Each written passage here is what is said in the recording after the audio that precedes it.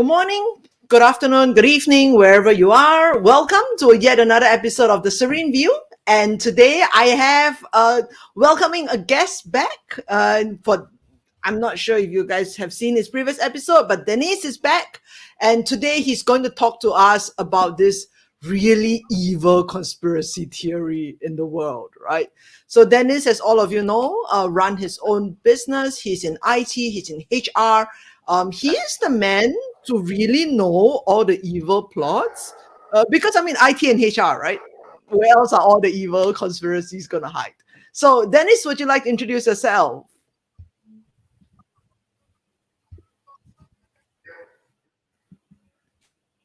Hi. Hi again. You're breaking up for me. I'm not sure the rest of you listening to it. Are you You're breaking going to up? be seeing the show. For those of you who haven't seen me before, I've been in years. Hi.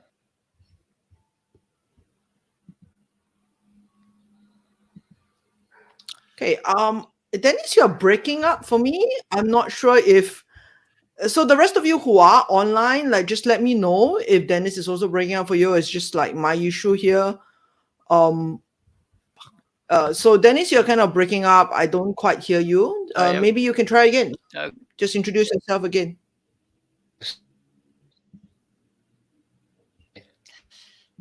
Yes, Dennis is breaking up. By no means a new experience. Hi, everybody who've seen me before will know exactly what I am, but all of the rest of you who don't know me, I'm a specialist in HR technology, basically, for many, many years. I've been a remote work about 20 years, which makes our current experiences very interesting. And I have some rather I don't know.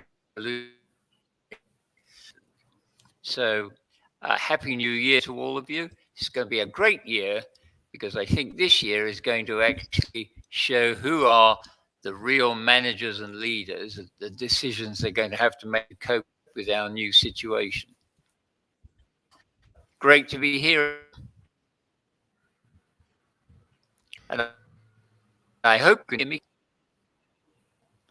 Well, I'm kind of hearing you in bits and pieces. So I heard most of that, but you're kind of breaking up a little bit and then not breaking up.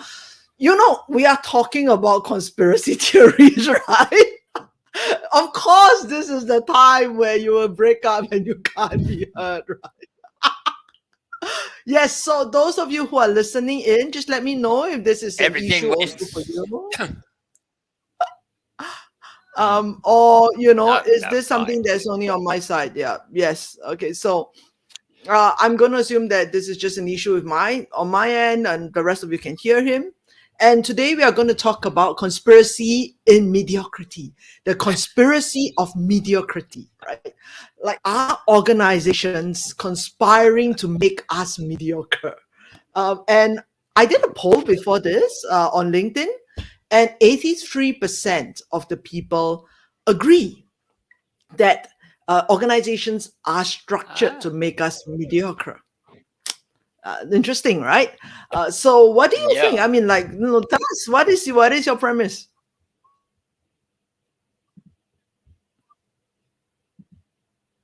Well, and we were having a couple of drinks, and I said, the whole problem about what's happening in business today is there's this kind of conspiracy of mediocrity, and my colleagues seized on this, and I've used it ever since.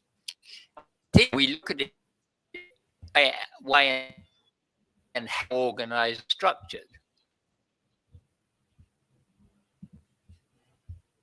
The whole system actually geared to not give of our best. And to start with, the whole infrastructure.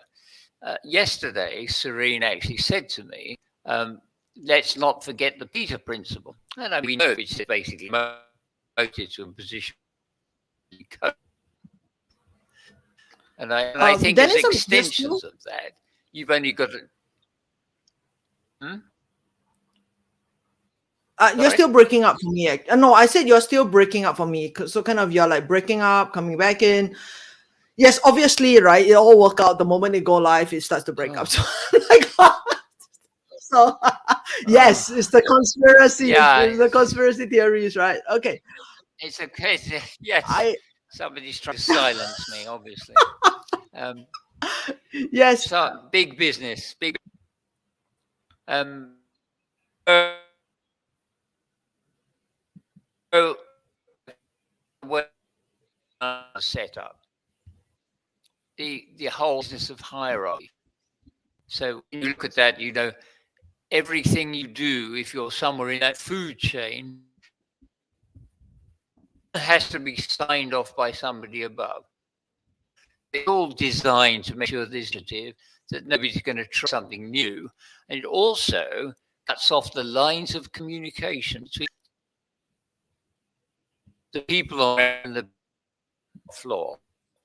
So when the people on the top floor are meeting, they're going to hire large consultancies to come in to tell them the very things that those people on the ground floor could have told them long ago. So there's We can't complain, right? Because this for initiatives. I was gonna say we can't complain because this is how we make our money. Actually, okay. I'm gonna give you a suggestion, Dennis. You are still breaking up for me. I'm asking the audience if is breaking up for them as well. I haven't gotten any response. But if you're listening to this, let me know if Dennis is also breaking up for you. And I'm going to make a suggestion, Dennis, that maybe you can sort of exit and come back. And I hope that will solve the problem. This being like IT, I'm just like, I'm going to try anything. No. Yes. So maybe just exit and then come back in a couple of minutes. Yeah. Okay. So while Dennis is gone, I'll be right back. I want to ask, yes, you'll be right back. Yes. Bye. So while Dennis is gone, I wanted to ask those of you who are here with me, what do you think, right?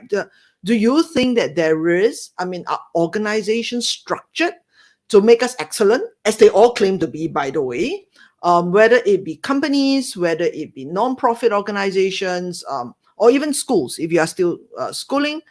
Or do you think organizations are structured instead to make us and keep us mediocre, like to prevent us from excelling in the work that we do? So just drop it into the comments and let me know. What do you think about organizations? Do you really think that they are trying to help us to be great? Okay. So, and the other thing is to think a little bit. For those of you who have no idea what is the Peter Principle, which we've just mentioned, the Peter Principle says that everyone is promoted to the level of their respective incompetence. Oh, and Dennis is back. Yes. So what happens is, let's say I'm a very successful salesperson, right? I will then be promoted to be the sales manager, and perhaps I fail at that, and therefore I won't be promoted any further. So the whole Peter Principle revolves around everyone who is competent gets promoted and promoted and promoted until they are no longer competent, and then they are stuck. All right. So Dennis, yes, you were talking about the structures that support mediocrity. I would add something to your story. You salesperson, you model away from what they do best. The expenses of all their sales, their company from their own time of fiddles that were going on. Now, this is actually twice in my career I've seen it. They've actually taken the best person out of the ring. So they're useless. So, the merit in that, I would say. But I will actually argue that there is hardly any line of communication between the bottom and the top. So any initiative, any bright sparks are sort of kept well undercover. They never emerge. And then the bright sparks, as I think we all know, I don't think people actually want bright sparks. And we'll come on, apart from the infrastructure, let's look at planks in this particular platform, recruit. But I will put it this way, right? the whole can you hear me well? Because it seems like we are still like kind of missing each other. But anyway, I was going to say, right, that the structure of an organization, or most companies claim to be anyway, is meant to support you to do the work that you do, right? So let's say, in a large organization, there will be career managers who will manage the admin bits. There will be probably salespeople doing the sales bit. If I am a subject matter expert, I only have to focus on my expertise, and vice versa for each group, right? So don't you think that's something that supports us to do better work?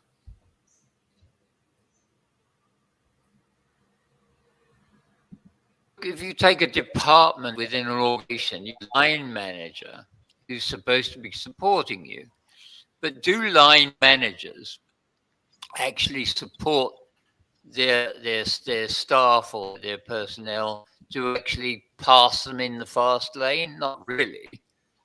They will develop the people of usefulness to that manager, but not many managers will develop them in order can move in the food chain.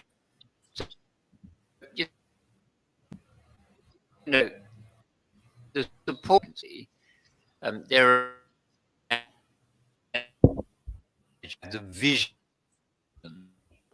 develop these people to their ability, and I've tried to hire people bet much,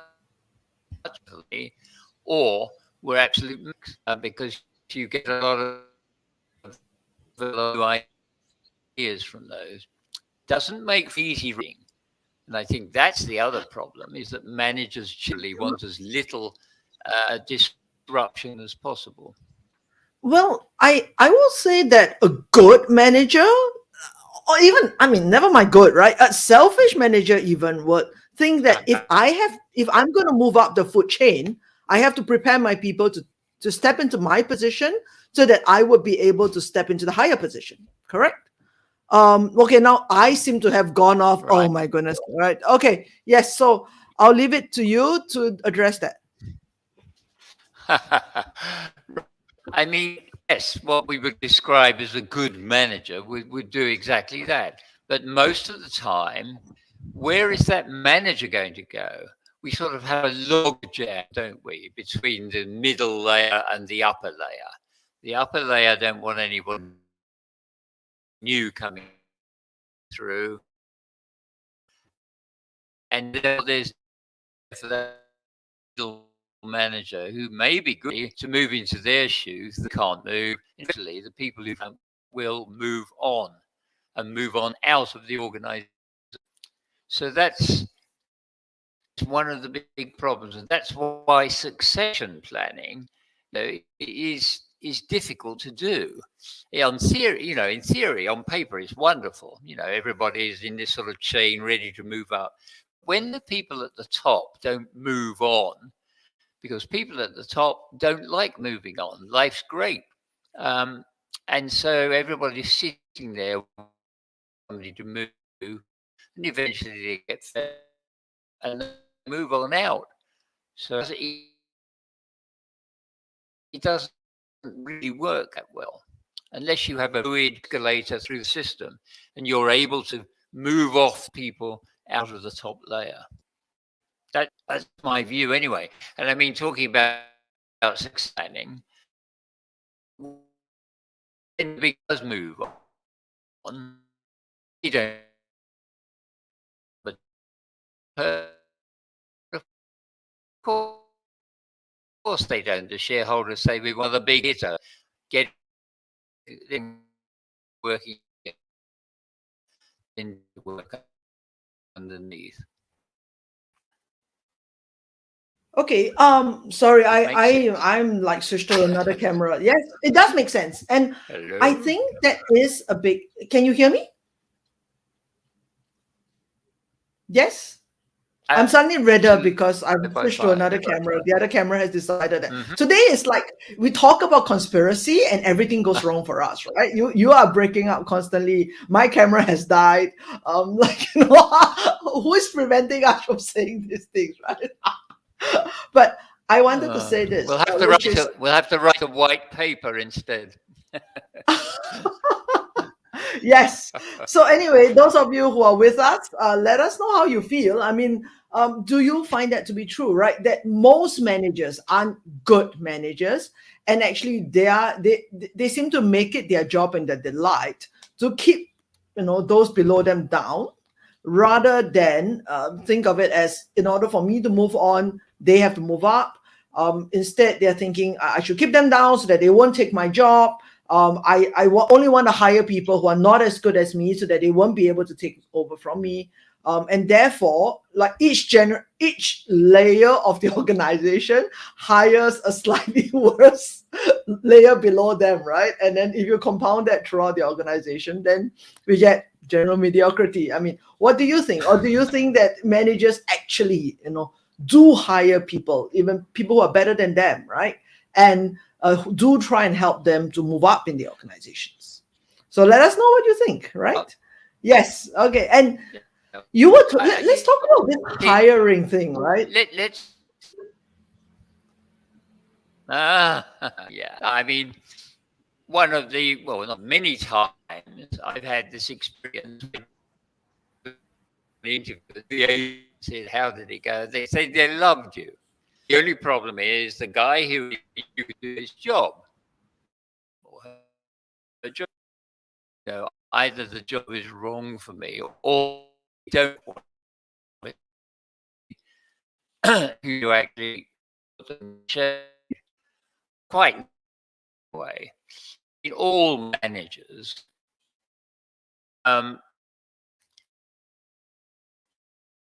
All managers, they're not. Let's face it. They just want people moving out. If they have people working for them for 10 years, they'd be very happy. They don't get too much. Everybody knows that life is easy. So, I actually didn't catch most of it. You're still breaking up for me, like on and off. I only like get recruiting. Little instinct is somebody.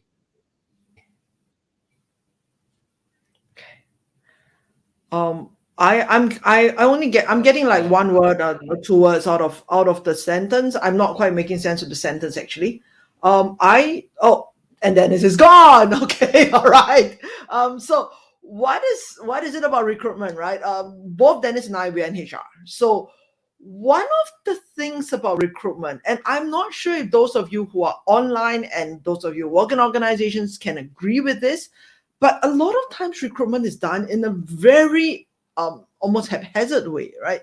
For instance, recruitment is done from people who have no idea what is required of the job. It is based on a job description that is written a long time ago, that isn't accurate, that isn't, that almost dictates what you should be doing rather than telling you what is the outcome of the job.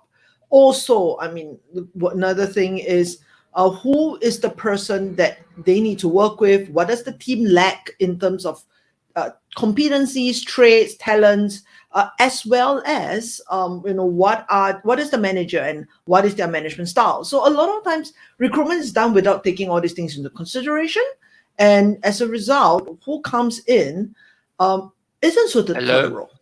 Hello, welcome back, Dennis. Hi. Yes, I was just saying that a lot of time recruitment isn't done ideally, and then as a result, who comes in isn't suited for the role. And it's not so much that they are not excellent, but they're just the wrong person for that role.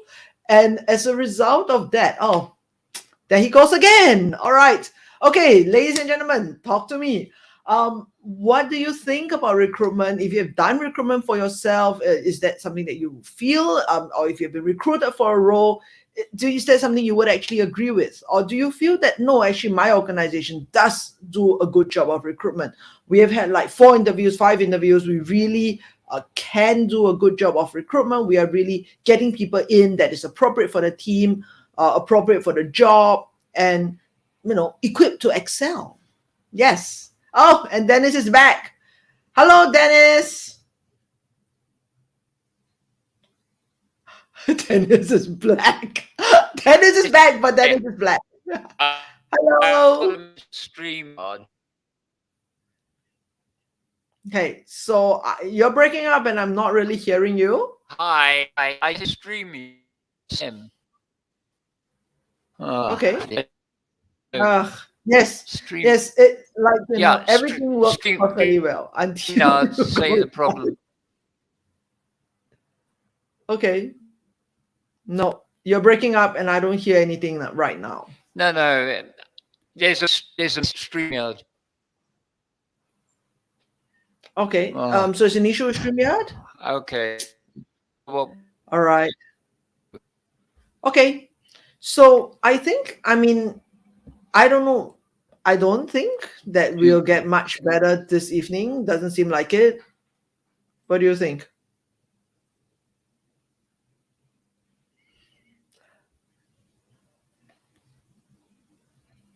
I actually don't hear you. What are you using? Are you using? Should be the same as the last time, right? Or yesterday we tested it. Okay. I tell you what, Dennis. Yeah. So I think what we were talking about really is, what are organizations doing to kind of prevent this mediocrity? Because when we look at it, right, in terms of the structure, we're all promoted to our respective levels of incompetence. When you look at recruitment, bringing people in and not really considering what is necessary for this person to excel. And then on top of it, we talked about performance as well as rewards. Right? How are we gauging performance? How are we rewarding our people? So some of these things that we looked at in terms of HR, whether that is really, kind of contributing to excellence or contributing to mediocrity. Because if you look at performance, right? When we do performance appraisal once a year, for example, is that something that is sufficient for ensuring that we are keeping track of the work, for ensuring that we are rewarding people appropriately?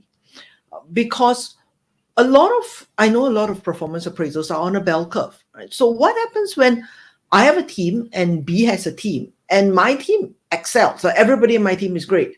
And B's team is, below average, right?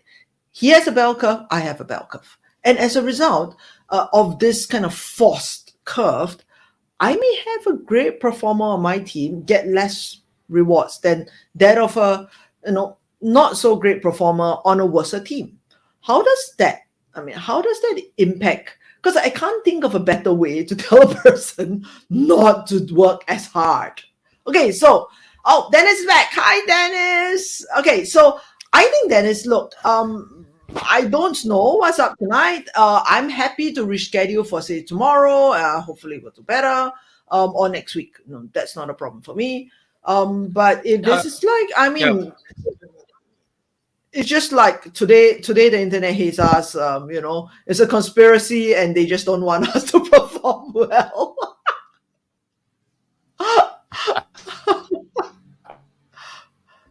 So what do you think? Yeah. I got a message from StreamYard saying is with them.